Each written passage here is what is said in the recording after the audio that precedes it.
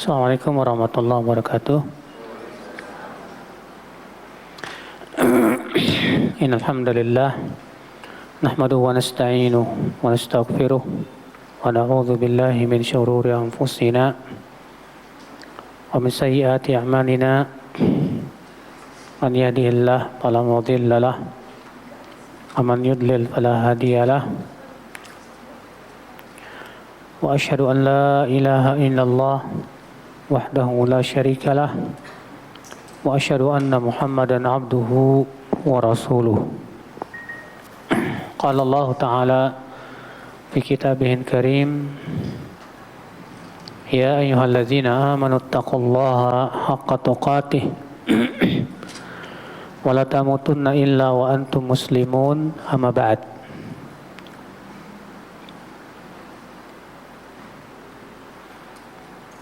Ibu-ibu sekalian, kita lanjutkan kajian kita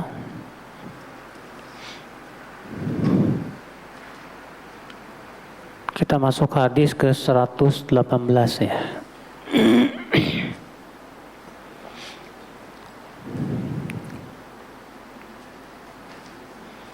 An Abi Dzarrin radhiyallahu anhu anna Rasulullah sallallahu alaihi wasallam qala yusbihu ala kulli sulama min ahadikum sadaqah wa kullu tasbihatin sadaqah wa kullu tahmidatin sadaqah wa kullu tahlilatin sadaqah wa kullu takbiratin sadaqah wa amrun bil ma'rufi sadaqah wa nahyun 'anil munkari sadaqah wa yujzi'u min dzalika rak'atani yarka'uhuma min ad-duha. Rawahu Muslim. Dari Abu Dzar, semoga Allah meridainya, bahwa Rasulullah SAW bersabda, setiap paginya atau masuk di waktu pagi, atas setiap sulama sulama itu artinya, ibu-ibu sekalian, mafsil, apa namanya,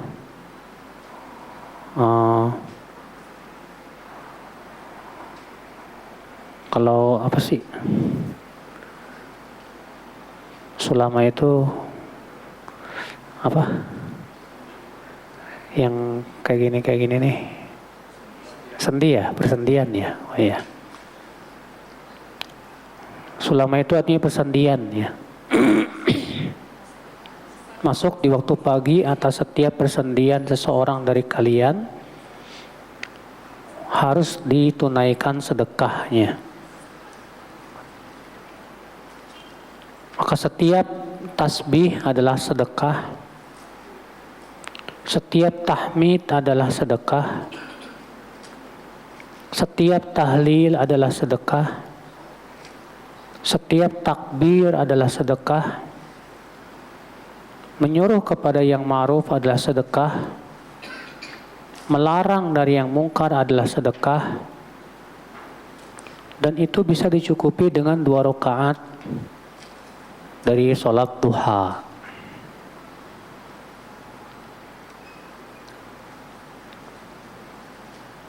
Hadis ini dikeluarkan Imam Muslim di nomor 720. Hadis ini ibu-ibu, kita ambil faidah yang pertama, kata beliau, yang bagil iksar minas sadaqat. Hendaknya kita memperbanyak sedekah. Karena Nabi mengatakan setiap persendian itu harus ditunaikan sedekahnya, Bu. Dan manusia itu ada berapa persendian? Sebutkan dalam hadis ada 360 sendi. Berarti setiap hari kita harus memenuhi 360 apa? Sendi itu. Ya. Bayangkan setiap sendinya itu harus dipenuhi sedekahnya. Berarti minimal kita harus setiap harinya 360 kali itu. Dan alhamdulillahnya ibu-ibu, sedekah itu nggak harus dengan duit. Bayangkan kalau harus dengan duit, 360 kali sedekah infak pakai duit gimana ya? Lumayan. Tapi ternyata Nabi SAW ia menyebutkan bahwa sedekah itu ternyata banyak bentuknya, Bu. Ya, takbir sedekah, tahlil sedekah, tahmid sedekah, takbir sedekah, menyuruh kepada kebaikan sedekah, melarang dari kemungkaran sedekah. Alhamdulillah. Kalau ibu menjaga zikir setelah sholat, ibu baca subhanallah berapa kali ibu? 33 kali. Alhamdulillah 33. Allahu Akbar 33 atau 34. 100. Berarti kalau 5 kali sholat udah berapa tuh? Udah 500. Alhamdulillah sudah terpenuhi sebetulnya. Tapi kita jangan hitungan ya. Kita harus berusaha untuk memperbanyak itu. Memperbanyak sedekah. Baik sedekah berupa zikir ataupun perbuatan-perbuatan kebaikan yang lainnya. Kenapa kita disuruh untuk memperbanyak sedekah? Syukran lillahi ta'ala alal afiyah wa daf'an lil bala. Sebagai rasa syukur kepada Allah yang sudah memberikan kepada kita kesehatan. Setiap sendinya dikasih kesehatan, alhamdulillah. Satu sendi saja sakit, Bu. Itu merembet ke sendi yang lain. Maka kalau kita ingin selalu dijaga setiap sendi-sendi kita, berarti setiap sendinya hendaknya kita tunaikan padanya apa? Sedekah. Dengan cara seperti itu, Allah akan cegah kita dari berbagai macam bala. Iya. Faedah yang kedua, kasratu abwabil khair wa ta'at bil muhafadhah 'alal azkar wa dzikrillah wal amri bil ma'ruf wan nahyi 'anil munkar. Pintu-pintu kebaikan tuh banyak. Caranya bagaimana? Dengan berbagai macam ketaatan, menjaga zikir, amar ma'ruf nahi mungkar, ya, berbuat baik kepada orang lain, dan yang lainnya banyak sekali. Alhamdulillah. Dan ini termasuk karunia Allah, Bu. Ternyata jalan untuk menuju surga mudah. Iya, kok mudah? Iya. Mudahnya banyak masalahnya, ketaatannya banyak. Ada sholat, ada zakat, ada puasa, ada haji, ada umroh, ada zikir, berbakti kepada orang tua, amar ma'ruf nahi mungkar, berbuat baik sama tetangga, membantu orang yang susah. Itu semua, Masya Allah, jalan-jalan menuju surga itu. Alhamdulillah. Makanya kalau kita pikirkan, sebetulnya masuk surga itu mudah. Iya. Gratis lagi. Sholat nggak dimintai duit. Ya kan? Ibu mau puasa Ramadan nggak dimintai duit. Haji juga bila mampu. Kalau nggak mampu ya udah dimaafin. Zakat pun kalau mampu. Kalau nggak mampu ya udah dimaafin. Berbakti kepada orang tua, berzikir, Masya Allah. Makanya kebaikan-kebaikan tuh banyak sekali, Bu. Tapi anehnya kenapa ya?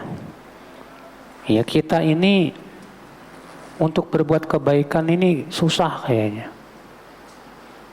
Contoh aja, gimana caranya supaya lisan kita selalu zikir? Susah. Kalau ngomongin orang malah seneng. ngomongin si fulan, si alan, si fulanah, si anu, si ani. Wah, kalau ngomongin orang ya kayaknya menyenangkan, Bu. Apalagi ibu-ibu yang suka ngerumpi itu. Apa ya? Tapi kalau zikir subhanallah, alhamdulillah, semenit aja udah. Coba siapa di antara ibu-ibu yang bisa zikir selama 15 menit? Setengah jam nggak ada. Rata-rata kita zikirnya tuh, aduh, tiap zikir setan datang, Bu. Ngapain? Ngingetin sana, ngingetin sono. Iya. Baru mau zikir, diingetin lagi. Kuliner. Mau zikir lagi, diingetin lagi. Ya. Berbagai macam usaha setan gimana caranya supaya kita itu terhindar dari kebaikan-kebaikan. Padahal kalau kita pikirkan melakukan kebaikan itu mudah. Baca Quran, satu hurufnya aja ditulis oleh Allah 10. Kita baca satu ayat aja berapa dapat banyak? Alif Lam Mim 30 tuh.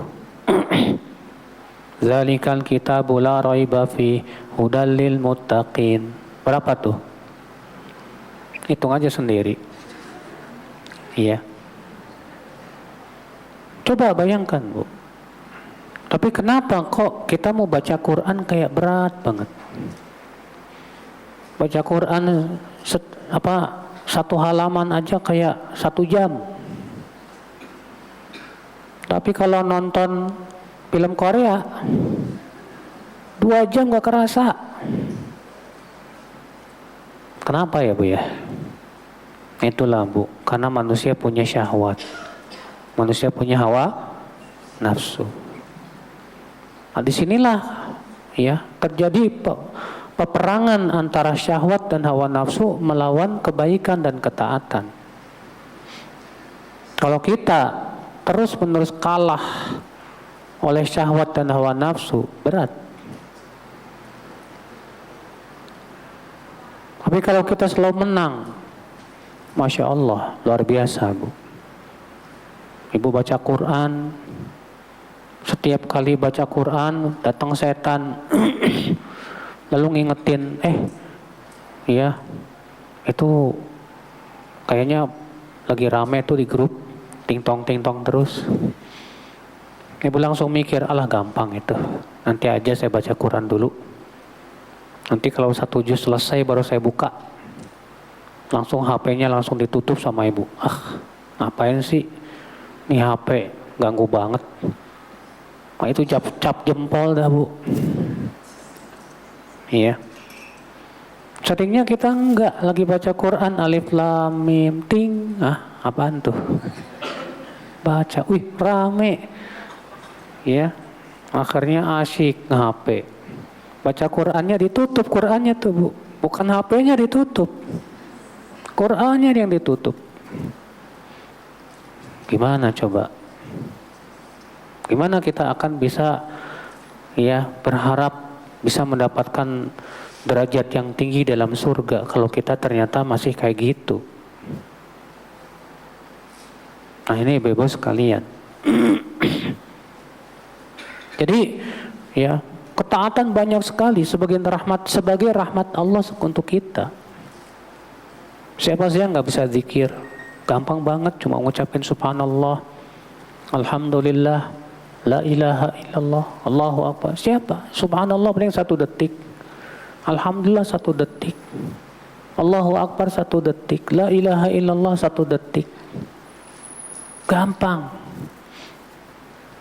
Maka dari itulah kita tinggal mengeluarkan seluruh kesungguhan kita. Kalau memang kita benar-benar pengen masuk surga ya, kalau kita jujur pengen masuk surga, kita pasti sungguh-sungguh, Bu. Tapi kalau kita cuma pengen masuk surga doang, tapi nggak ada kejujuran, nggak ada kesungguhan, percuma. Semua orang juga pengen masuk surga kok. Pemabok juga pengen masuk surga. Orang kafir juga pengen masuk surga. Tapi masalahnya surga bukan punya nenek moyang kita. Surga milik Allah. Siapa yang ingin surga, kewajiban dia usaha sungguh-sungguh. Faedah yang ketiga, fadlu salatul duha fa inna salatul awwabin. Hadis ini menunjukkan keutamaan salat duha. Ternyata ibu-ibu, salat duha 2 rakaat itu bisa memenuhi 360 sendi. Cuma 2 rakaat. Ibu salat duha 2 rakaat berapa menit, Bu? Paling 5 menit. 5 menit tapi bisa memenuhi 360 sendi. Luar biasa. 5 menit ini waktu yang sangat istimewa saat kita salat duha. 5 menit ini, Bu, salat duha menyelamatkan kita dari azab neraka. Bayangkan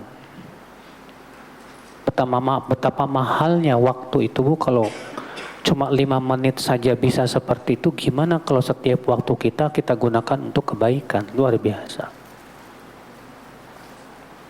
Faedah selanjutnya, si'atu rahmatillahi bi'ibadih.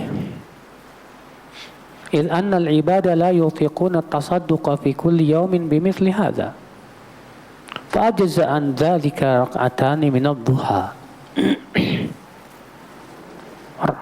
Rahmat Allah yang sangat luas kepada hamba-hambanya.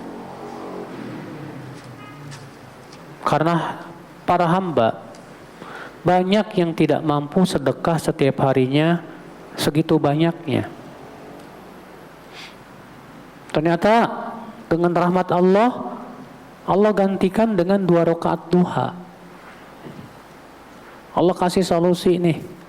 Ente 360 nggak bisa. Ada nih 2 rakaat duha nih. Masa nggak bisa 2 rakaat doang? Iya. Subhanallah, ibu-ibu sekalian. Ibu jam 9 atau misalnya ibu datang ke masjid sebelum kajian mulai, ibu salat tahiyat masjid sekaligus diniatkan salat apa? Duha. Masya Allah, udah terpenuhi aja tuh 360 sendi. Masya Allah, alhamdulillah. Berarti mudah kan, Bu, ya? Untuk bisa masuk surga mudah kalau kita sungguh-sungguh. Iya. Makanya Rasulullah mengatakan, wa innahu yasirun ala man yassarahu Allahu alaihi. Sesungguhnya itu mudah. Buat siapa? Buat orang yang Allah kasih kemudahan. Tapi orang yang nggak dikasih kemudahan sama Allah berat. Berat. Tuh lihat banyak orang, ibu, mau salat duha berat buat dia, mau zikir berat buat dia, mau pergi ke masjid berat buat dia. Tapi untuk maksiat mudah, la ilaha illallah. A'udzubillah min dzalik, ya. Hadis berikutnya 119.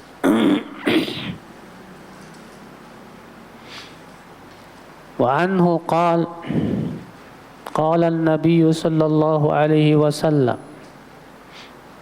Dan darinya juga, siapa darinya?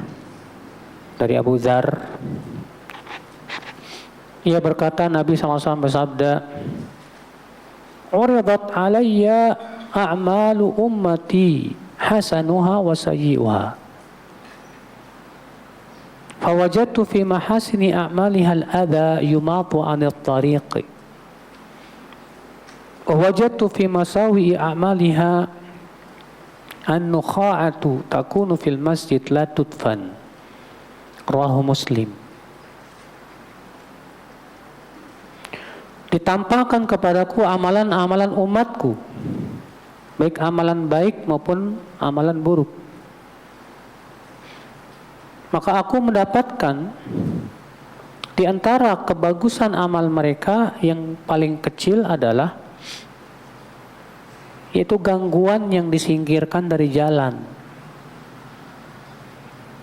Ibu lagi jalan, terus ibu ngelihat di jalan kok ada paku payung. Oh ini bahaya nih. Ibu singkirin tuh. Itu udah kebaikan tuh, Bu. Ya. Sebutkan dalam hadis, ra'aitu hina usriya bi rajulan yataqallabu fil jannah li ghusnin amatahu 'anil tariq. Ketika aku Isra Mi'raj, aku melihat ada orang mundar-mandir di surga. Dia masuk surga gara-gara menyingkirkan tangkai dari jalan yang mengganggu orang. Dia singkirin tuh tangkai dari jalan karena mengganggu. Gara-gara itu dia masuk surga, kata Rasulullah SAW. Ajib. Wajadtu fi masawi a'malihan nukha'ah takunu fil masjid la tudfan.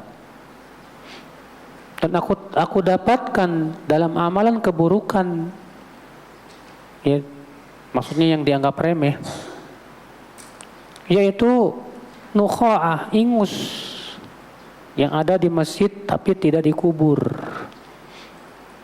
Kok dikubur? Di zaman Rasul kan masjid itu, Bu, nggak kayak kita ya. Kalau kita kan pakai ubin, pakai permadani, ya, karpetnya merah lagi. Kalau zaman Rasulullah SAW pasir. Kalau zaman Rasulullah SAW itu ya, kalau hujan aja udah sebutkan dalam hadis Rasulullah pernah tuh sholat subuh, ya, malamnya hujan. Akhirnya pada nempel di jidat sama hidung Rasulullah SAW. Nah di zaman Rasulullah kalau ada orang yang meludah di masjid, kafaratnya wajib dikubur. Nah kalau zaman sekarang bingung. Ada orang yang ngeludah di karpet. Udah karpetnya bagus, ngeludah lagi. Ya. Maka kafaratnya adalah dia wajib membersihkannya dan menggantikannya dengan minyak wangi. Kalau dibersihin doang, nggak dikasih minyak wangi, jigong, wapek, orang nanti muntah. Iya. Hadis ini diriwayatkan Muslim dalam sahihnya di nomor 553. Dari hadis ini kita ambil faidah, kata beliau, itla'ullah subhanahu wa ta'ala rasulahu ala a'mali ummatihi. Allah mampu memperlihatkan kepada Rasulullah amalan-amalan umatnya. Bagaimana diperlihatkannya hanya Allah yang Maha tahu. Ya. Faedah yang kedua, al-a'malu tanqasimu ila hasanin wa sayyi. Bahwa amal itu terbagi menjadi dua. Ada amal yang bagus dan ada amal yang buruk. Amal yang bagus yang kayak gimana? Amal yang bagus adalah yang menurut Allah dan Rasulnya bagus. Dan amal yang buruk yang kayak gimana? Yang menurut Allah dan Rasulnya buruk. Iya.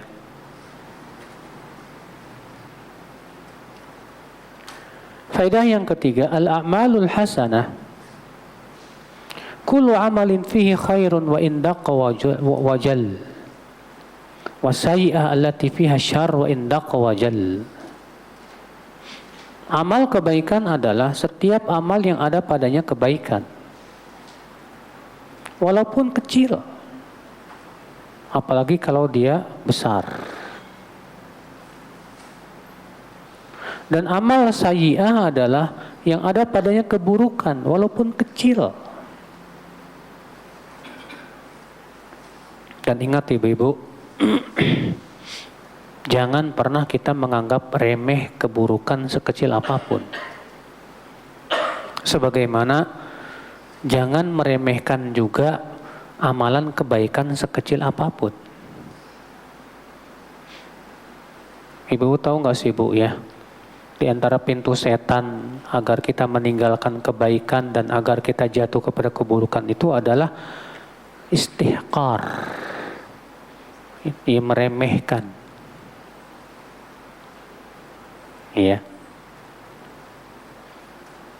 Kalau ibu misalnya meremehkan amal nih, cuma sunnah ini kok, sunnah kan nggak wajib. Akhirnya apa yang terjadi gara-gara itu ibu nggak melakukan tuh Bu, cuma sunnah. Ketika ibu melakukan keburukan, ibu berkata, ini kan cuma dosa kecil. Insya Allah bisa gugur dosanya oleh sholat, sedekah dan puasa. Sementara saya kan sholat, saya juga sedekah sama puasa. Gara-gara itu akhirnya ibu terus-menerus melakukan dosa kecil. Gara-gara apa? Gara-gara menganggap remeh. Iya. Makanya ibu sebutkan dalam hadis Rasulullah SAW pernah melewati 2 kuburan. Lalu Rasulullah bersabda, innahuma la yu'adzaban. 2 mayat yang ada di kuburan ini sedang diadab. Wa ma yu'adzabani fi kabir, bala innahuma la kabir. Dan keduanya tidaklah diadab dalam perkara yang dianggap besar, padahal itu besar. Lihat, Nabi mengatakan begitu. Keduanya tidaklah diadab dalam perkara yang dianggap apa? Besar. Bala innahuma lakabir. Padahal itu dosa besar. Itu besar di sisi Allah.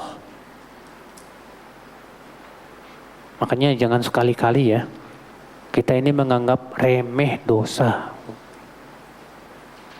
Gara-gara menganggap remeh dosa, berapa banyak orang jatuh kepada dosa, Bu? Ibu mau gibah supaya diremehin, pakai mukadimah dulu. Maaf ya, saya bukannya mau gibah. Itu si Anu tuh begini begitu. Iya. Padahal tuh gibah. Pakai mukadimah dulu tapi biar dianggap remeh. Akhirnya ibu sama setan sama-sama setan. Iya. Banyak di antara kita kayak gitu tuh, Bu. Menganggap remeh. Sama suami apalagi ibu-ibu. Begitu mudah, ya. Melotot sama suami. Begitu mudah ngomong dengan begitu kerasnya sama suami. Hati-hati loh, Bu. Jangan pernah kita menganggap remeh dosa, sekecil apapun. Dan jangan pula kita menganggap remeh amalan yang baik sekecil apapun. Bisa jadi amal kebaikan yang kecil, yang kita anggap kecil itu, itulah sebab kita masuk ke dalam surga. Sebaliknya bisa jadi dosa yang kita anggap remeh itu, itulah sebab kita masuk ke dalam api neraka. Faedah selanjutnya yang keempat,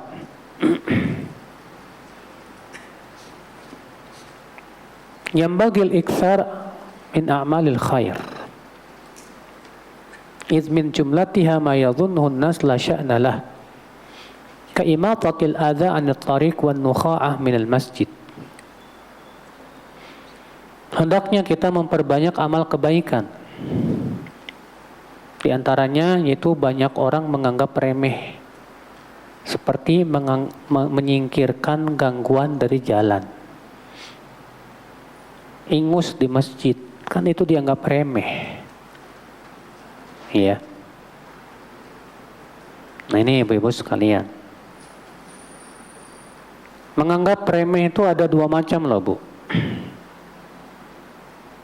Ada yang tercela dan ada yang terpuji.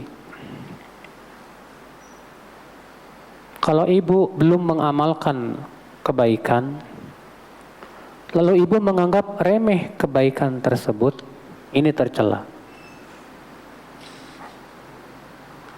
Tapi kalau ibu sudah selesai mengamalkan kebaikan, lalu ibu menganggap remeh amal kebaikan yang sudah dilakukan itu, maka itu terpuji.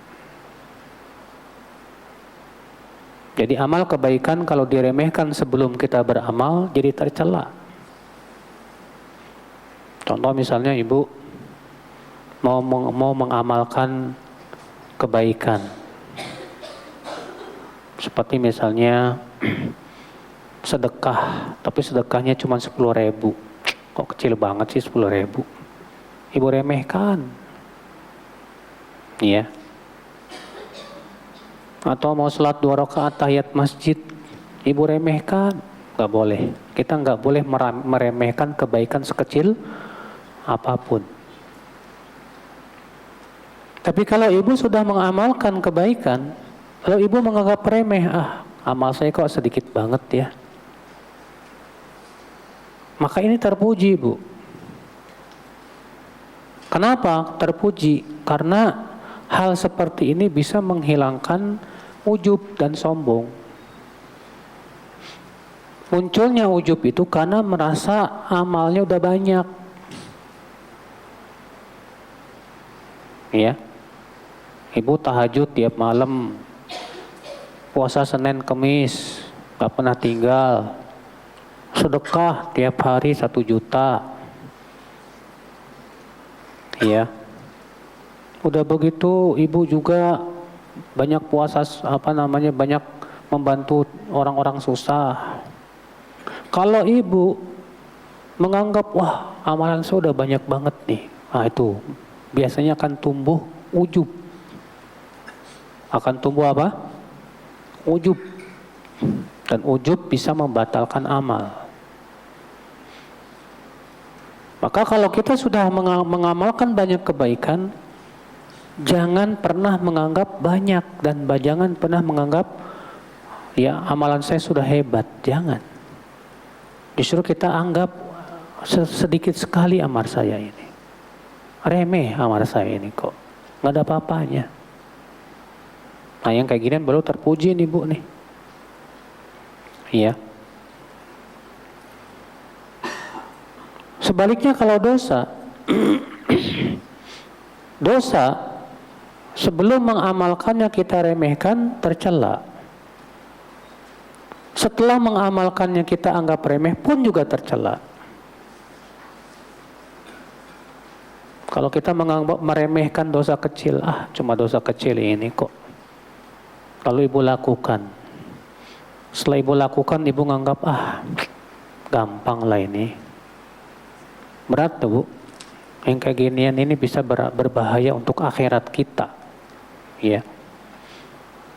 Orang beriman itu melihat dosa kecil yang ia telah lakukan seperti gunung yang akan menimpa, kata Abdullah bin Mas'ud. Sedangkan orang munafik melihat dosa besar yang ia sudah lakukan seperti lalat yang lewat di depan hidungnya. Nah ini Ibu sekalian. Faedah selanjutnya Ibu. Al-hathu ala fi'li ma yanfa'un nas wa yajlibu lahum maslahah wal bu'di an kulli ma yadhurru bihim wa yusabbibu lahum mafsadah. Anjuran untuk melakukan apa saja yang bermanfaat untuk orang lain dan mendatangkan maslahat untuk mereka. Apa saja yang bermanfaat untuk orang lain lakukan, Bu. Karena orang yang beriman tuh ibu-ibu ya, yang dia pikirkan gimana saya bermanfaat buat orang lain, bukan bagaimana saya memanfaatkan orang lain. Salah. Tapi gimana saya bermanfaat buat orang lain sesuai kemampuan.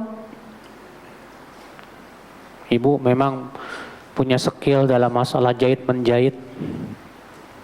Ibu mikir gimana caranya keahlian menjahit saya bermanfaat buat teman-teman saya sama muslim, sama pengajian. Wah, kemudian ibu ngelihat ada seorang teman ibu yang janda yang susah hidupnya. Sini saya ajarin kamu ngejahit deh, supaya nanti kamu bisa ya ngejahit yang pintar, yang bagus, kamu bisa usaha. Akhirnya ibu ajarin dia ya ngejahit gratis buat kamu.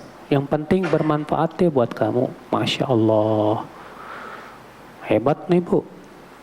Berarti memang ibu jiwanya ingin memberi manfaat kepada orang lain bu. Ya. Yang satu lagi dia punya kemampuan bisa bikin kue yang enak-enak.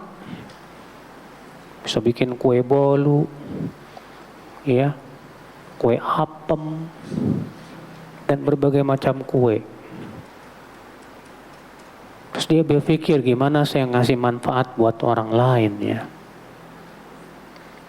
Akhirnya ibu ada duit bikin kue pas ada pengajian kuenya dikasih ke panitia, tolong ya ini kue-kuenya buat jamaah, mudah-mudahan saya dapat kebagian pahalanya. Wih mantap ini bu.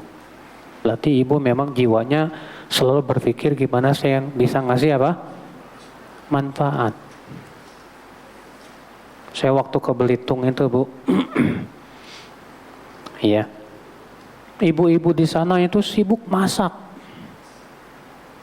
Ngapain? Rupanya masak buat makan bareng-bareng. Saya juga pengen kebagian pahalanya lah.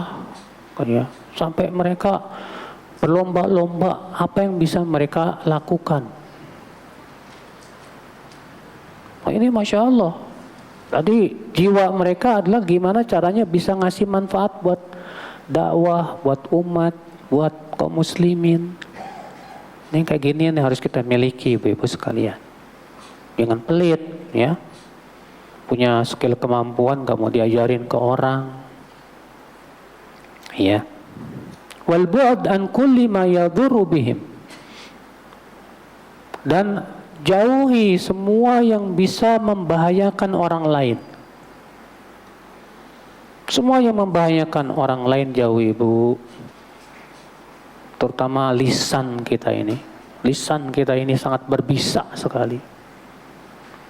Kalau ngomong terkadang suka nyelekit, nyakitin hati orang. Iya. Daripada kita takut menyakiti hati orang, mendingan kita diem. Karena kalau sudah menyakiti hati orang, aduh berat deh. Ya dosanya juga besar masalahnya, gak kecil. Pada selanjutnya, yang bagi ihtiramul masajid wa tanzihuha anil qadhurati kan nukha'ati wan nakhamati wal bawli wal muhafadhati ala adabiha. Selayaknya menghormati masjid dan membersihkan masjid dari kotoran seperti ingus, kencing, ludah, dan menjaga juga adab-adab masjid. Adab masjid contohnya apa? Nabi SAW bersabda, "Iyyak wahai syatil aswaq fil masajid." Jauhi oleh kalian suara-suara gaduh di dalam masjid. Suara gaduh di masjid dilarang sama Nabi. Kadang kita datang ke pengajian, masing-masing ngobrol, riuh jadinya kayak di pasar. Nabi SAW mengatakan, "Iyyak wa haisyatil aswaq." Haisyatil aswaq itu artinya suara riuh kayak di pasar, bu. Ya, artinya jangan disamakan masjid sama pasar. Itu adab loh. Jadi kalau di masjid itu yang khusyuk gitu. Kalau mau ngobrol ya udah jangan di masjid, di luar aja. Ya. Ini banyak ibu-ibu nih kalau kajian pas tanya jawab ngobrol. Wah. Ngobrolnya macam-macam. Yang satu ngobrolin kuliner, yang satu ngobrolin baju, yang satu ngobrolin tas, yang satu ngobrolin apa lagi? Traveling. Wah, macam-macam dah. Masjid bukan tempat buat ngobrol kayak gituan, Bu. Ya. Jadi masjid itu kita dianjurkan, dilarang untuk itu, di antara adabnya tuh. Di antara adabnya ya, jangan sampai riuh kayak di pasar. Di antara adab masjid apalagi, Bu? Salat tahiyat masjid. Nabi mengatakan begitu. Idza dakhala ahadukumul masjid fala yajlis hatta yusalli raka'atain. Apabila salah seorang dari kalian masuk masjid, jangan duduk sampai dia salat dua rakaat. Tuh adabnya. Perhatiin tuh. Iya. Di antara adab di masjid apalagi, Bu? Jangan mengganggu orang. Iya. Karena disebutkan dalam hadis, seseorang ketika berada di dalam masjid dan tujuannya menunggu salat, maka malaikat akan terus mendoakan, Allahumma gfir lahu, Allahumma arhamhu. Ya Allah ampuni dosanya, ya Allah rahmati dia. Ma lam yuhdits fih, ma lam yu'dzi fih. Selama dia belum berhadas dan selama dia tidak mengganggu orang lain. Ya. Ini masjid malah jadi ganggu orang, pakai toa, sholawatan lah, nyanyi-nyanyi lah, atau setel murotal lah. Semua ini mengganggu. Semua yang mengganggu tetangga, mengganggu orang yang sedang sholat, gak boleh. Sebagai disebutkan dalam hadis kata Abu Daud ya, Rasulullah SAW pernah masuk masjid, didapati para sahabat sedang sholat masing-masing mengeraskan suaranya, mengganggu yang lain jadinya. Maka kata Rasulullah kepada para sahabat, ala inna kullakum munajin rabbah fala yajhar ba'dukum ala ba'din biqira'atih. Ketahuilah, setiap kalian tuh sedang bermunajat kepada Rabbnya. Maka janganlah seseorang mengeraskan bacaannya mengganggu yang lainnya. Tuh. Jadi kalau kita baca Quran di masjid nggak boleh keras-keras, nggak boleh. Supaya tidak mengganggu temannya yang lagi ibadah. Yang kita lihat banyak sekali ya. Ya. Semuanya pada baca Quran, masing-masing mengeraskan bacaannya. Jadi akhirnya mengganggu yang lainnya. Ini sangat tidak baik. Ibu-ibu sekalian, itu diantara adab-adab masjid yang harus dipelihara. Ya. Pada selanjutnya, al-haddu ala izalatil adza min tariqil muslimin. Anjuran untuk menghilangkan gangguan dari jalan kaum muslimin. Gangguan berupa apa itu? Semua yang mengganggu ya. Baik, kita masuk ke hadis yang ke-120.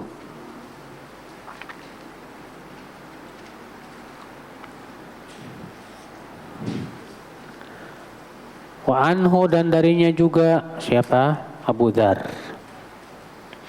Anna nasan qalu ya Rasulullah, dhahaba ahlu duthuri bil ujur yusalluna kama nusalli wa yasumuna kama nasum wa yatasaddaquna bi fuduli amwalihim. Qal awalaysa qad ja'ala Allahu lakum ma tasaddaquna bih. Inna bi kulli tasbihatin sadaqah wa kulli tastakbiratin sadaqah wa kulli tahmidatin sadaqah wa kulli tahlilatin sadaqah wa amrun bil ma'rufi sadaqah wa nahyun 'anil munkari sadaqah wa fi bud'i ahadikum sadaqah. Qalu ya Rasulullah, ayati ahaduna syahwatahu wa yakunu lahu fiha ajrun? Qala ara'aytum law wada'aha fi haram akana alaihi fiha wizrun fakadzalika idza wada'aha fil halal kana lahu ajr. Rawahu Muslim.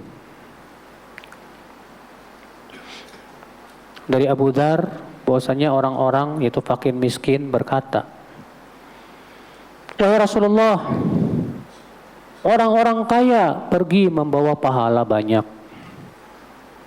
Mereka sholat sebagaimana kami sholat. Mereka berpuasa sebagaimana kami berpuasa. Dan mereka bisa bersedekah dengan kelebihan harta mereka, sementara kami tidak."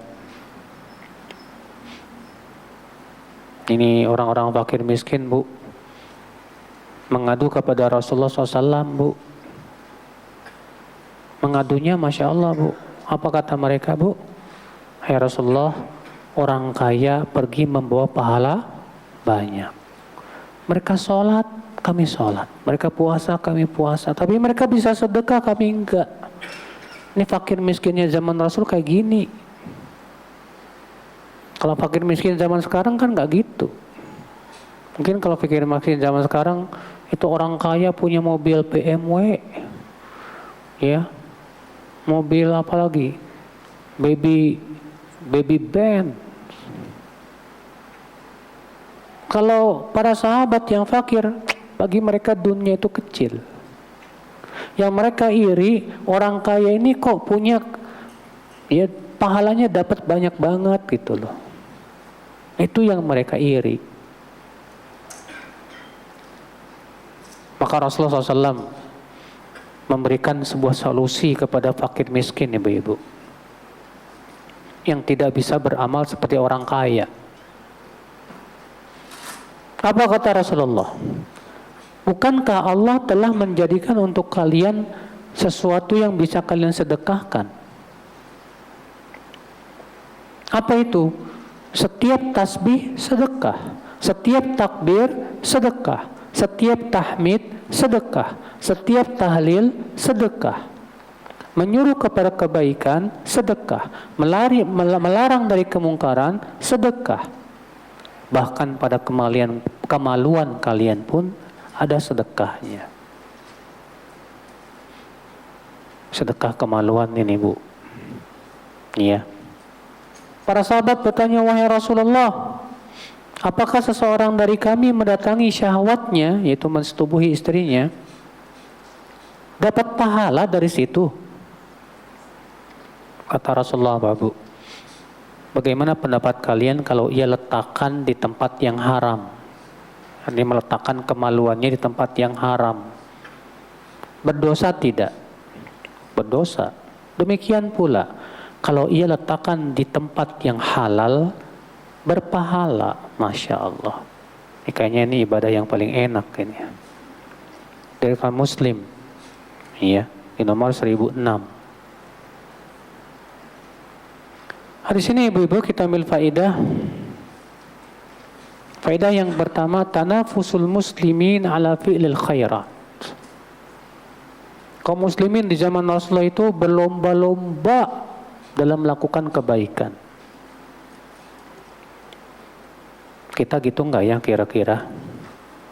Berlomba-lomba enggak ya, Bu? Orang yang berjiwa berlomba-lomba itu kalau ngelihat ada orang yang lebih, dia pengen ngejar. Kayak gitu tuh berlomba-lomba, Bu. Kayak ibu lomba-lomba nih, ibu lagi lomba lari nih ya. Terus ada yang ngejar ibu.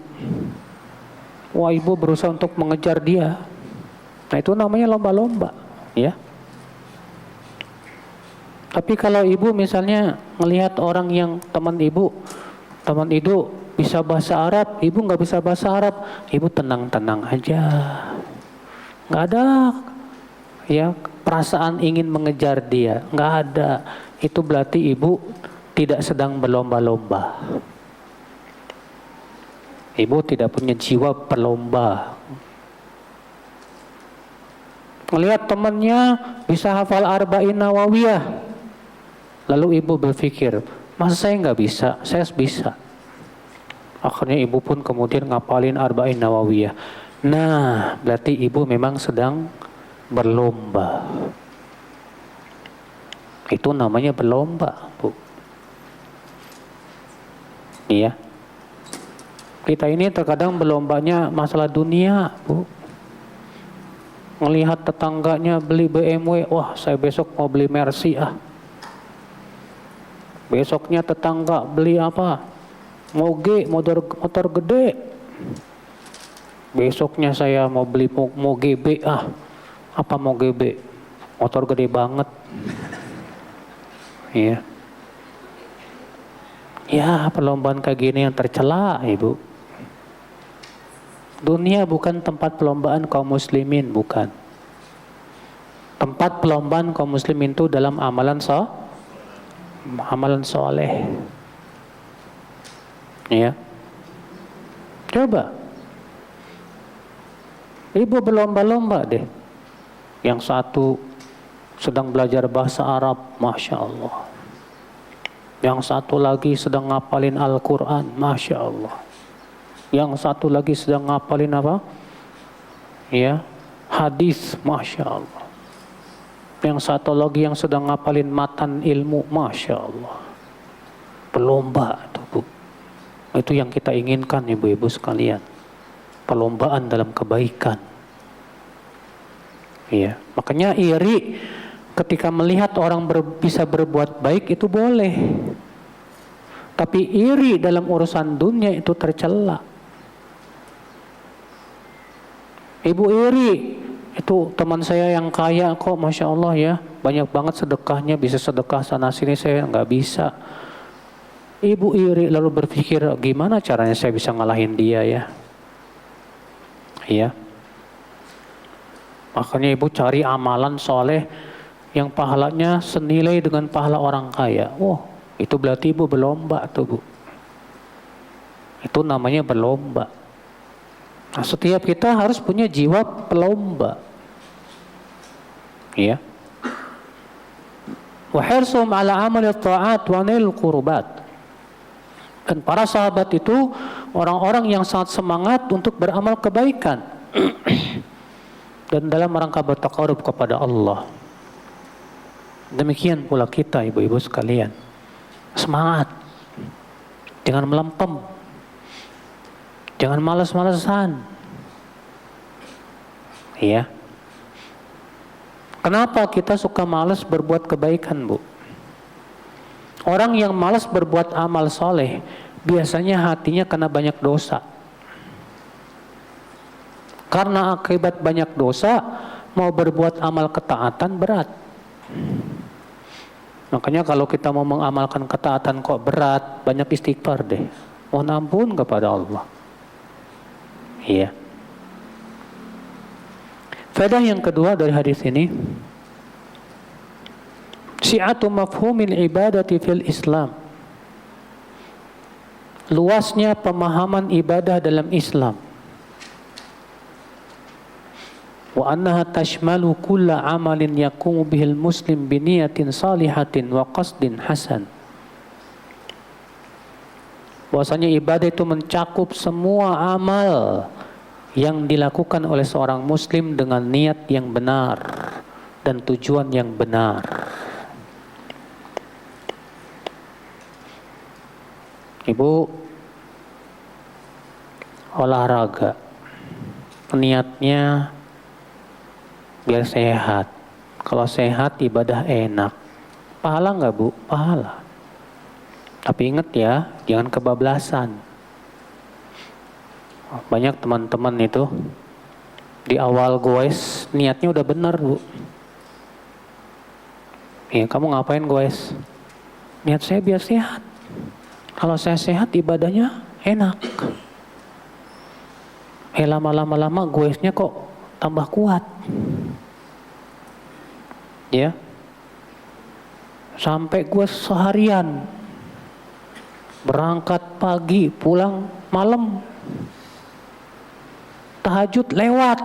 Ya elah. Ini sih niatnya udah gak bener nih, Bu.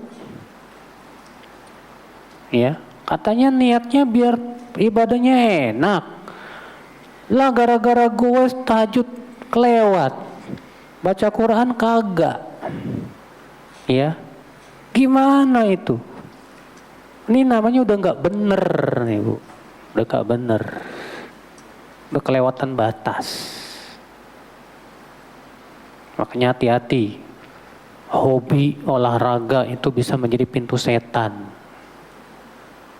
Iya, bagus kalau olahraga boleh apa jadi ibadah sahih dengan niat yang benar, tujuan yang benar, caranya juga bener gitu loh, nggak berlebihan, ya. Nah, ibu-ibu sekalian, jadi ibadah itu tidak hanya ya sholat, zakat, puasa, haji, baca Quran, enggak. Ternyata amalan-amalan yang sifatnya mubah, ketika diniatkan dengan niat yang benar dan tujuan yang benar, itu bisa berubah menjadi ketaatan, Bu. Wa yujar ala tarkil maksiyah. Meninggalkan maksiat termasuk pahala juga, iya. Kita tidak berzina, kita tidak minum arak, itu dia berpahala di sisi Allah Subhanahu wa taala. Iya. Nah ini Ibu sekalian. Faedah selanjutnya yang ketiga, fuqara'ul muslimin kanu yaghbituna aghniya'ahum liyaf'alul khair mithlahum. Kaum fuqara di zaman Rasulullah dahulu, mereka iri kepada orang kaya karena orang kaya bisa melakukan kebaikan yang lebih. Nah, seperti itulah seharusnya kita. Makanya yang susah itu Bu, berlomba dengan orang kaya yang soleh. Susah dikalahin. Gimana enggak? Kita misalnya mau berlomba sama orang kaya. Apa ya yang saya mau cari? Saya harus nuntut ilmu. Orang kaya ikut nuntut ilmu. Yalah. Kalau gitu saya mau banyakin tahajud. Orang kaya banyak tahajudnya juga. Waduh. Repot tuh. Kalau gitu apa ya? Saya mau ngalahin orang kaya ini. Saya mau ngapalin Quran dia nggak lebih hafal Quran dari kita. Waduh, repot ini. Kalau gitu saya mau ngapalin matan ilmu. Ternyata dia ngapalin matan ilmu juga. Waduh. Pokoknya kalau dapat orang kayak ginian susah Bu dikalahin Bu. Udah dia kaya, dia segala macam kebaikan dia lakukan, semangat lagi, Masya Allah. Iya. Maka dari itulah ibu-ibu, seperti ini harusnya kita. Faedah selanjutnya, yuslul Islam wa suhulatuh, fa kullu muslimin yajidu fihi ma ya'maluhu liyuti'u Allah. Islam itu mudah. Islam itu mudah. Maka setiap muslim lakukanlah dari ketaatan yang ia mampu melakukannya untuk menaati Allah. Masing-masing orang Bu dalam amal berbeda-beda. Ada yang dibukakan padanya pintu puasa sehingga dia banyak beramal puasa. Ada lagi yang dibukakan padanya pintu sholat sehingga dia banyak melakukan sholat sunnah. Ya, seharinya dia bisa melakukan 300 rakaat misalnya. Ada lagi yang dibukakan oleh Allah pintu zikir, Bu. Lisannya selalu berzikir, gak pernah henti-hentinya. Ada lagi yang dibukakan pintu jihad, Bu. Ya, jihad dengan ilmu dia. Hari-harinya menuntut ilmu dan menyebarkan ilmu. Masya Allah. Masing-masing beramal sesuai dengan apa yang Allah bukakan kepadanya. Makanya Imam Malik pernah disuratin sama seorang ahli ibadah. Apa kata ahli ibadah ini? Hai Malik, aku melihat engkau sibuk menyebarkan ilmu. Lebih baik kamu sibukkan untuk mengamalkan ilmu. Apa kata Imam Malik? Sesungguhnya Allah membuka pintu amal seperti membagi rezeki kepada hamba-hambanya. Apa yang Allah berikan kepadaku dari amal berupa menyebarkan ilmu, saya yakin tidak lebih buruk daripada apa yang kamu lakukan dari amal soleh. Silahkan masing-masing beramal sesuai yang dibukakan pintunya masing-masing. Alhamdulillah. Ya, yang musibah itu nggak dibukakan pintu amal satupun. Nah, bingung. Ya, sholat sunnah jarang, puasa sunnah jarang. Ya, habis waktunya cuma apa? Main game aja. Emangnya kamu bisa masuk surga? Nggak ada di surga pintu game. Di surga itu adanya pintu sholat, pintu puasa, pintu zikir. Nggak ada pintu game. Apalagi pintu drakor, drama Korea. Mana ada. Lah kita harus diri kita harus lihat, kita yang dibukakan pintu apa sama Allah nih buat kita nih, Bu. Ya, harus ada lah pintu kebaikan yang bisa kita dibukakan sama Allah buat kita nih. Entah itu puasa, entah itu sholat sunnah, entah itu zikir, ya, entah itu ilmu. Kita terus sibuk menggali ilmu Allah Subhanahu wa Ta'ala. Ya. Nah ini Ibu-ibu sekalian. Faedah selanjutnya. Al-aghniya wal fuqara ma'muruna bi fi'li ta'at wa tarkil munkarat. Orang kaya, orang miskin, semua diperintahkan untuk melakukan ketaatan dan meninggalkan kemungkaran. Dalam Islam tidak ada bedanya orang kaya sama orang miskin di hadapan Allah. Orang kaya, ya, bukan menjadi gara-gara kekayaannya dia masuk surga, belum tentu. Surga itu bukan khusus untuk orang kaya, bukan juga khusus untuk orang miskin. Surga itu untuk setiap orang yang beriman dan beramal saleh. Iya. Faedah selanjutnya Ibu-ibu, hikmatul mufti wal murabbi fi taujihi man yajidu fi nafsihi dhiqun li adami qudratihi 'ala al-luhuqi bisabiqina bil khairat.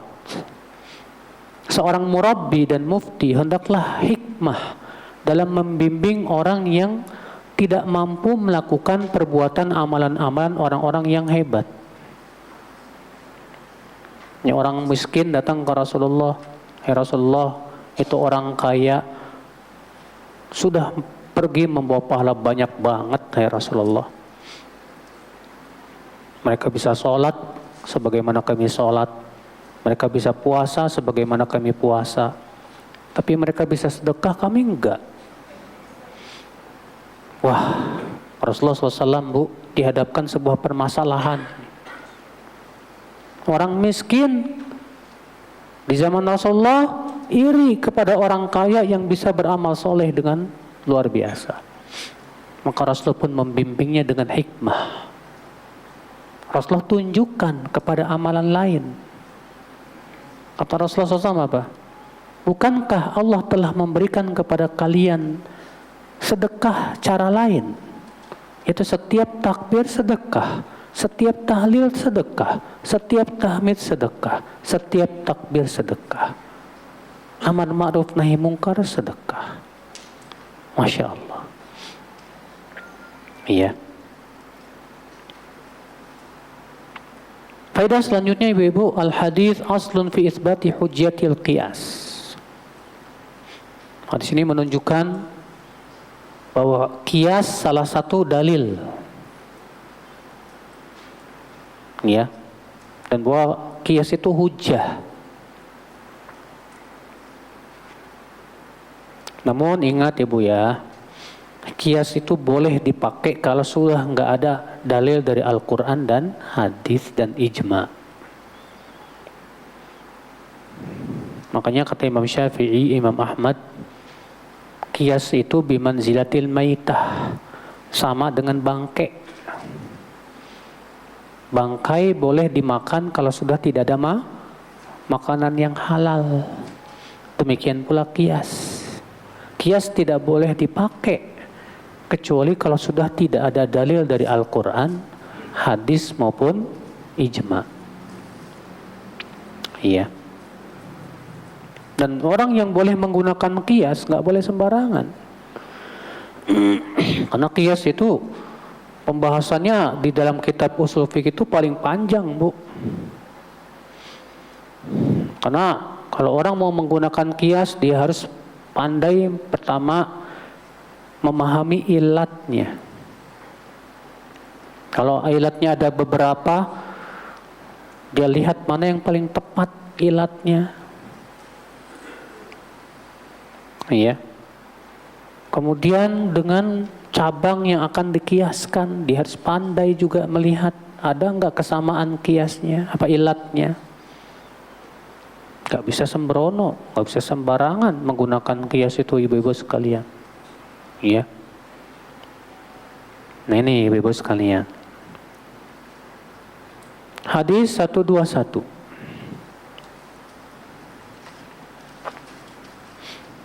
Wa anhu qala lin Nabi sallallahu alaihi wasallam, dan darinya juga ia berkata, Nabi sallallahu alaihi wasallam bersabda kepadaku, la tahqiranna minal ma'rufi syai'an walau an talqa akhaka biwajhin taliqin, rawahu Muslim. Janganlah kalian menganggap remeh kebaikan sedikit pun, walaupun dengan cara kamu bertemu dengan saudaramu dengan wajah yang berseri-seri. Dirikan Muslim. Masya Allah. Hadis ini ibu-ibu kita ambil faidah. Yang pertama, adamul istihanah bi ayyi amal. Tidak boleh meremehkan amal kebaikan sekecil apapun.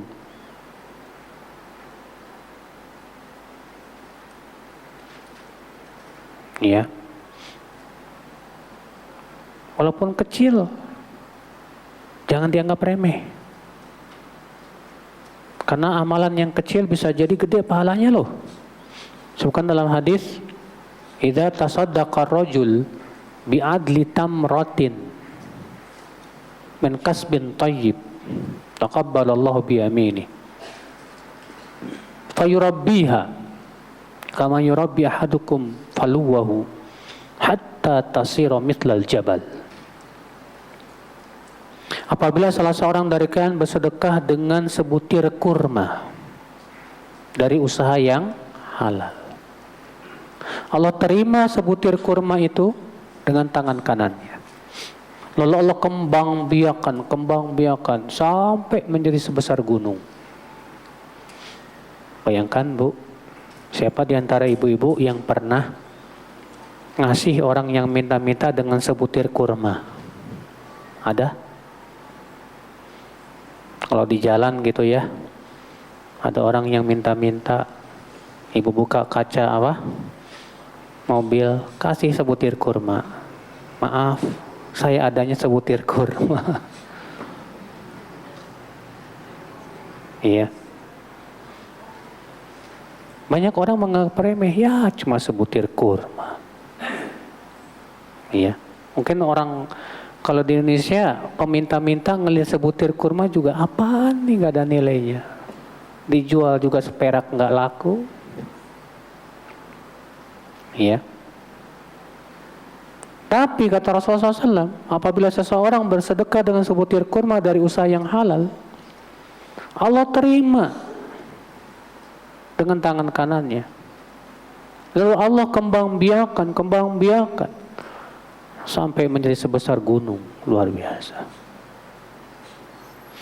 Ibu sedekah 1.000 perak. 1.000 perak zaman sekarang dianggap remeh banget. Cuma 1.000. Ya, jangan dianggap remeh tuh. Selama itu dari hati yang ikhlas dan usaha yang halal, bisa jadi gara-gara 1.000 perak itu dia masuk surga. Ya. Tapi tentunya juga kita jangan pelit, bin mentit alias koret, bin bakhil. Duitnya seabrek-abrek, sedekah cuma 1.000, ampun dah. Iya. Ngasih kayak 10.000. Iya. Faedah selanjutnya ibu-ibu, istihbabu idkhalis surur alal muslimin. Disunnahkan memasukkan kegembiraan kepada hati kaum muslimin. Lima fi dzalika min tahqiqil ulfati bainahum. Karena itu bisa semakin memperkokoh ukhuwah, ya, persaudaraan di antara mereka. Dengan cara apa? Kita ketemu wajahnya tersenyum aja, Masya Allah. Kata Rasulullah SAW apa? Jangan kamu anggap remeh kebaikan, walaupun kamu bertemu dengan temanmu dengan wajah yang tersenyum, yang berseri-seri.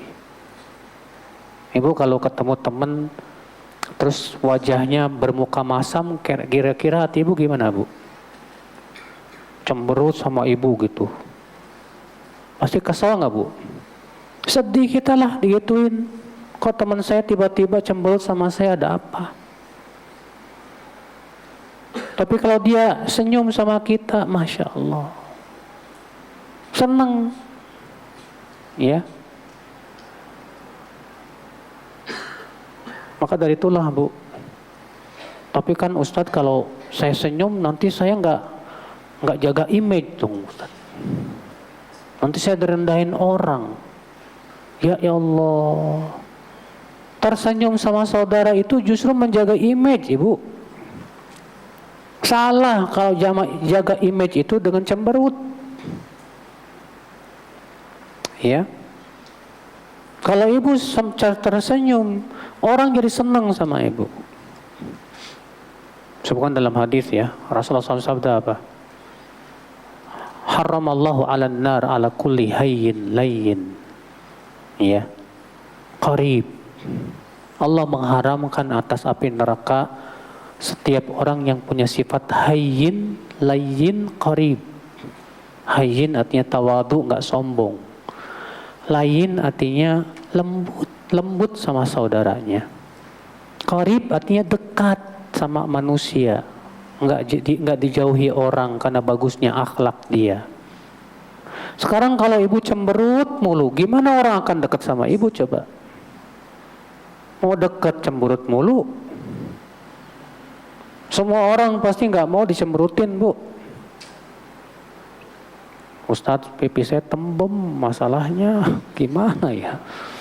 Saya udah berusaha tersenyum, tapi karena tembem jadi kelihatan cemberut. Ya enggak lah, ya, usahakan, ya, senyum yang lebar, ya. Kalau nggak bisa senyum, disenyum-senyumin gini, Bu, gitu. Gimana caranya supaya teman ibu nggak merasa sedih gara-gara ibu cemberut sama dia? Karena banyak saya temui, Bu, ya, teman-teman yang udah pada ngaji itu banyak yang wajahnya itu subhanallah udah ngaji loh, Bu. Iya, kalau ketemu itu senyumnya susahnya minta ampun. Iya, di Al-Barkah itu banyak itu, ya, ikhwan kita udah senyum malah gini aja dia. Ya elah, udah senyum digituin. Ya, tapi kita husnudzon aja. Mungkin matanya minus kali nggak kelihatan. Iya. Hati memang gedek, tapi gimana lagi? Kita juga harus husnudzon gitu lah ya sama saudara-saudara kita yang kayak gitu. Nah, ibu-ibu sekalian. Jadi jadilah ibu seperti ini. Kalau ketemu sama saudara, sama teman, tersenyumlah sama dia. Kalaupun ibu nggak suka sama orang ini, nggak apa-apa tersenyum. Rasulullah SAW pernah tersenyum sama orang yang Rasulullah nggak suka sama dia. Dalam hadis riwayat Bukhari dan Muslim, ada seorang laki-laki minta izin mau ketemu sama Rasulullah. Ketika Rasulullah melihat dari kejauhan, Rasulullah berkata, "Pak, bi'sa akhul ashirah, bi'sa ibnul ashirah." Itu seburuk-buruknya teman bergaul dia tuh. Jelek akhlaknya orang ini. Tapi Rasulullah izinkan, nggak apa-apa, dia masuk. Ketika di hadapan Rasulullah sudah duduk, Rasulullah tersenyum manis sama dia. Rasulullah tersenyum manis sama dia. Setelah orang itu pergi, ditanya sama Aisyah, "Kenapa ya Rasulullah? Sebelum dia datang engkau menjelek-jelekannya. Ketika sudah di hadapanmu engkau mengatakan, engkau tersenyum manis sama dia." Apa kata Rasulullah? "Mata ahidtini fahisha." Wahai Aisyah, semenjak kapan kamu bisa mendapatkan aku ini berbuat buruk sama orang? Iya. "Inna syarran nas manzilah indallah yaumil qiyamah man wada'ahu nas ittiqa'a syarri afiyatin ittiqa'a fuhshi." Wahai Aisyah, sesungguhnya orang yang terburuk kedudukannya di sisi Allah nanti pada hari kiamat adalah orang yang ditinggalkan manusia karena takut keburukannya. Rupanya Rasulullah tersenyum itu ya, supaya orang ini tidak lari. Tidak apa? Tidak lari. Nah ini ibu-ibu sekalian. Nah, jadi ibu-ibu, tapi ingat ibu ya, senyumnya kepada sesama jenis aja. Jangan senyum-senyum sama ikhwan, apalagi yang ganteng-ganteng, senyum-senyum, idih genit, ya, ganjen. Ini nggak boleh. Baik ibu-ibu, saya kira cukup sampai di sini.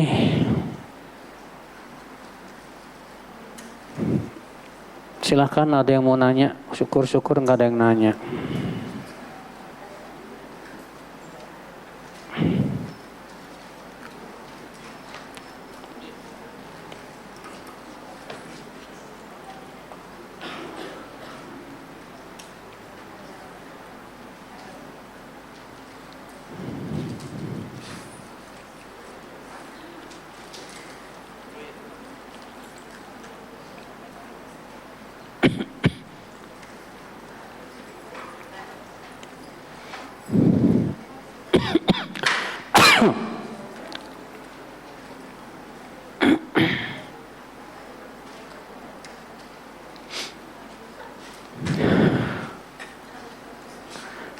Ibu-ibu, tadi sudah dibilangin, jangan riuh. Ya, di masjid nggak boleh riuh. Apakah sholat di masjid yang banyak jamaahnya lebih utama daripada yang tidak? Betul.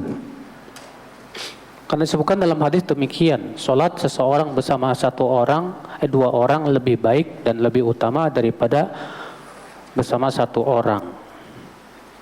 Dan sholatnya seseorang bersama 3 orang lebih baik daripada bersama 2 orang. Semakin banyak, semakin besar pahalanya. Iya.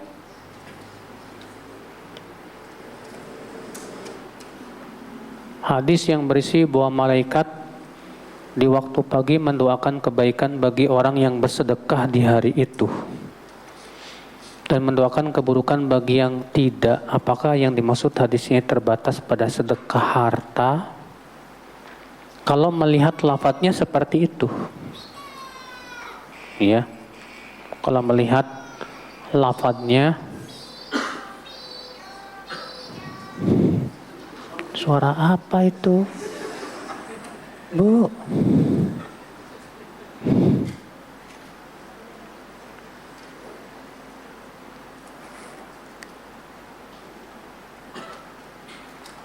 Apakah orang Yahudi yang sekarang ini adalah orang Israel zaman dahulu?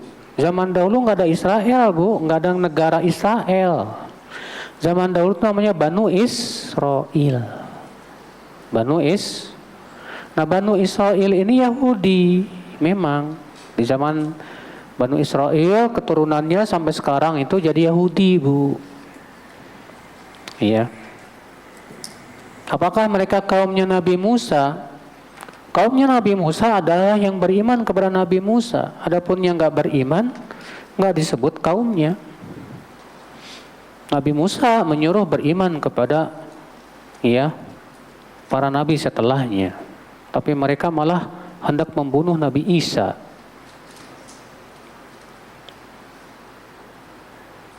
Sebatas apa disebut mampu untuk berhaji? Pertama, mampu secara fisik.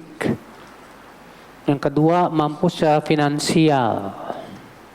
Di mana finansial dia bisa pertama memberikan nafkah yang cukup buat yang ada di rumah, yaitu istri dan anak-anaknya selama dia pergi haji. Dan dia punya uang yang cukup selama dia pergi haji juga. Nah, itu disebut dengan mampu. Ya. Jika kita hanya punya rumah dan penghasilan pas-pasan, apakah wajib haji? Apa maksudnya pas-pasan? Kalau pas beli mobil, pas beli rumah, pas buat haji, pas buat umroh, ya itu nggak masalah, bagus. Tapi kalau pas-pasan maksudnya mau haji kagak bisa. Ya, karena pas-pasan buat makan, pas-pasan buat makan sebulan doang, Ustadz.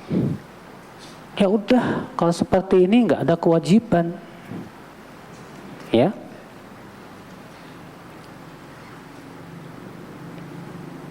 Bagaimana cara istiqomah untuk tahajud? Karena saya kalau sudah haid untuk bangun tahajud sudah mulai malas lagi.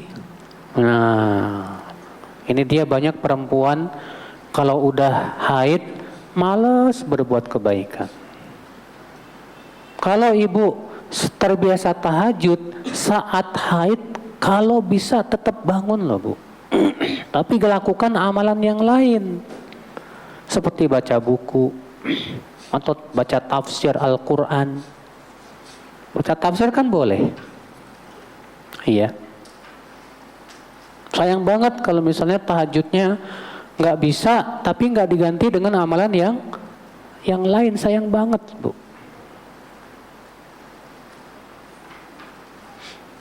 Adakah zikir khusus setelah sholat sunnah tahajud? Rasulullah SAW setelah sholat witir mengucapkan Subhanal Malikul Quddus 3 kali, itu yang Rasulullah baca. Apakah ada zikir khusus setelah sholat sunnah duha? Rasulullah setelah sholat duha mengucapkan Rabbikfirli wa tub alayya innaka antat tawwabur rahim 100 kali.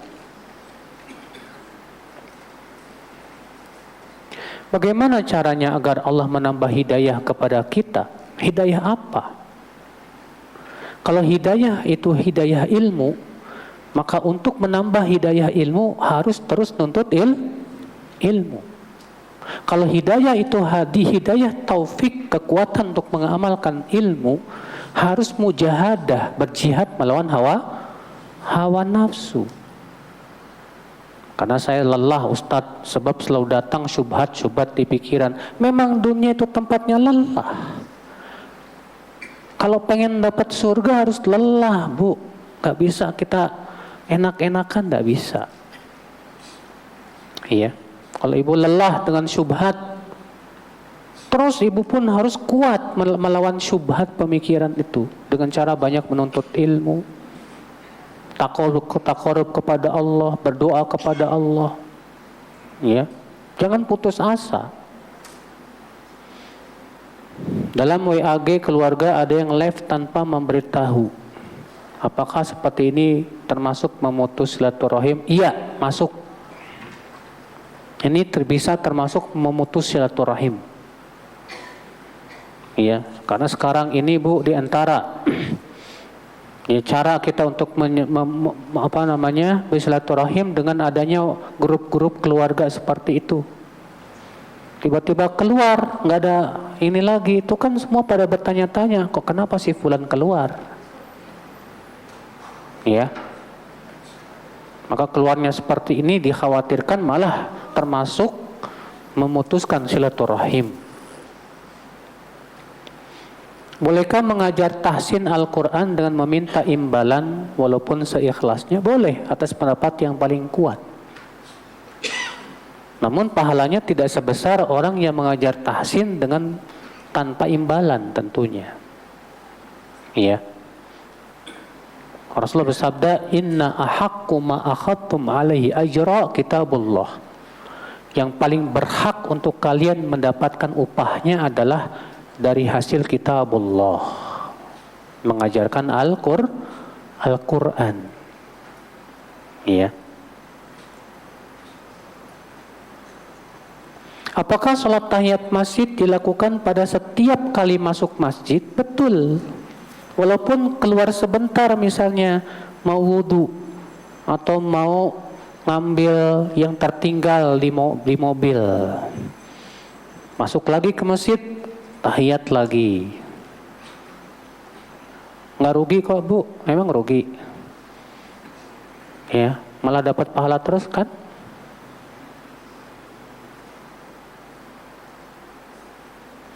Apakah boleh tidak mengambil ilmu dari ustadz yang mentahdzir para ustadz-ustadz yang kuat keilmuannya? Dia mentahdzirnya kenapa? Kalau misalnya mentahdzirnya dengan tanpa hak, seenaknya, serampangan, berarti dia sudah membantu setan untuk menghalang-halangi manusia, ya, mengambil ilmu dari ustadz-ustadz yang telah kuat keilmuannya tersebut. Maka orang kayak ginian tidak berhak diambil ilmunya, Bu. Iya. Karena orang ini serampangan dalam mentahdzir, seenaknya dalam mentahdzir, tidak ada tabayun.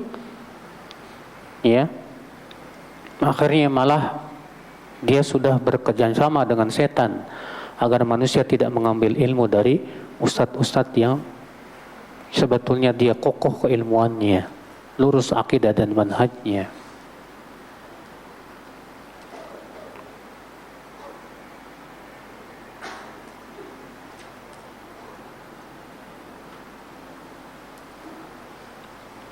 Apabila mendengar tentang seorang ustadz yang menyimpang, terutama sama akhwat, dan yang cerita adalah salah satu korbannya, apakah boleh mengambil ilmu dari beliau? Kalau dia terus saja seperti itu dan tidak taubat, lebih baik jangan. Ya. Kalau dia terus saja melakukan seperti itu tidak taubat, lebih baik jangan. Karena seperti ini malah fitnah. Fitnah. Tapi kalau kita tahu dia sudah taubat dan tidak lagi melakukan perbuatan seperti itu, ya sudah, ambil ilmunya. Iya. Bagaimana hukumnya pasar kaget? Pasar kaget itu kayak gimana sih, Pak? Maksudnya kalau masuk pasar kaget-kaget gitu atau gimana ya? Saya nggak paham istilah seperti ini, Pak. Hah? Pasar kaget itu kayak gimana? Oh, sekali-kali tiba-tiba ada pasar gitu. Yang seringkali mengganggu hak jalan. Nah, ini yang nggak benar nih. Karena itu jalan untuk umum. Bukan tidak boleh digunakan untuk kepentingan siapa? Pribadi.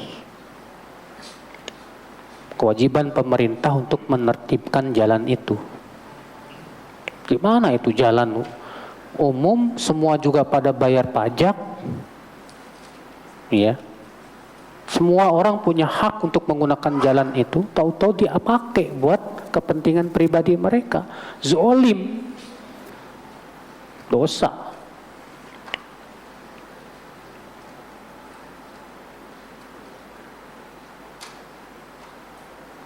Kadang anak suka terbesit, terasa senang atas amal kebaikan. Setelah itu baru nyadar dan berusaha ana tepis. Loh, terbesit rasa senang atas amal kebaikan. Kenapa harus ditepis? Yang gak boleh itu ujub. Yang harus ditepis itu ujub. Kalau merasa senang, gembira, alhamdulillah semalam saya bisa sholat tahajud, alhamdulillah, senang rasanya. Itu bukan ujub. Kata Rasulullah SAW apa? Man sarratu hasanatu wa asa'atu sayyi'atu fahuwa mu'min. Siapa yang merasa senang dengan amal kebaikannya dan merasa susah dengan amalan keburukannya, maka itu tanda dia seorang mukmin. Jadi senangnya kita, merasa senang, gembira dengan amal kebaikan, itu menunjukkan kita mukmin, kata Rasulullah SAW. Tapi ya, jangan sampai timbul ujub. Ujub itu artinya merasa bangga diri. Nah ini, hati-hati. Sebatas gembira, senang, boleh.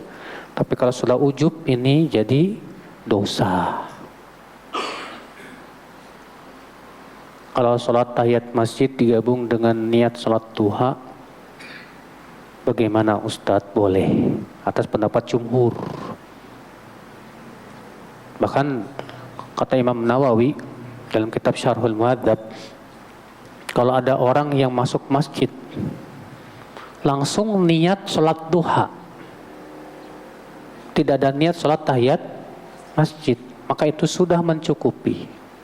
Sudah mencukupi dari sholat tahiyat masjid. Kenapa? Karena Nabi mengatakan, apabila salah seorang dari kalian masuk masjid, janganlah ia duduk sampai sholat 2 rakaat. Berarti 2 rakaat apapun sudah mewakili.